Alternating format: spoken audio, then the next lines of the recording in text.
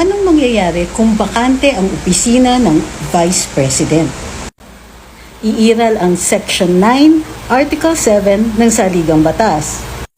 Sinasabi nito na kung sakasakaling wala tayong Vice Presidente, ang Pangulo ang mamimili ng pupuno nito.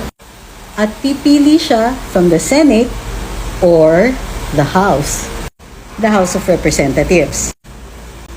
Kung kaya't mahalaga ang usapang impeachment.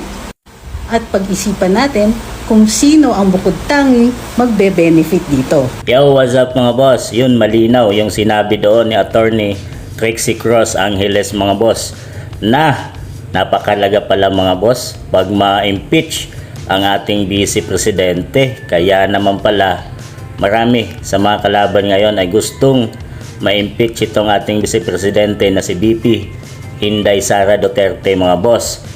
Unang-una nga sinabi ni Attorney Trixie dito mga boss na ang presidente pala ng Pilipinas ay siyang magdi-decide kung sino ang ilalagay niya at mamimili siya mga boss mula dito sa Senado.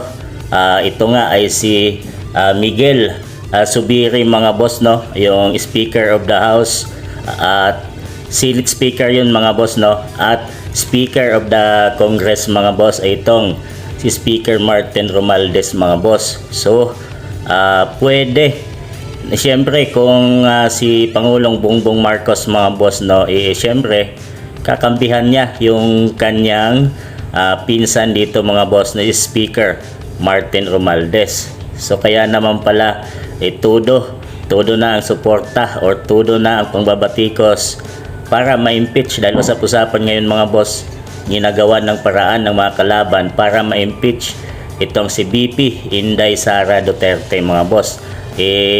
Attorney na po yung nagsabi dito, si Trixie Cruz Angeles, at mayroon ng palang batas mga boss. Pag na-impeach ang Vice Presidente ay si Pangulong Bongbong Marcos pala ang mamimili mga boss kung sino ang ilalagay niya. So malaking advantage na dito. Unang-una, lamang na agad si Speaker Martin Romualdez dito mga boss, dahil siyempre kanyang pinsan ang ating Pangulo ng bansang Pilipinas. So sa inyong palagay mga boss, tama ba or naamoy na ba natin ang ginagawa ng mga kalaban mga boss para patalsikin at siraan itong mga Duterte mga boss? At siyempre yung impeachment dito nga kay VP Inday Sara Duterte ay ginagawa at gumagalaw na yung mga kalaban mga boss. Yun naman pala ang isa sa mga pinakamabigat na dahilan kaya nila gagawin ang impeachment dito laban kay VP Inday Sara Duterte. So marami na sa mga kalaban mga boss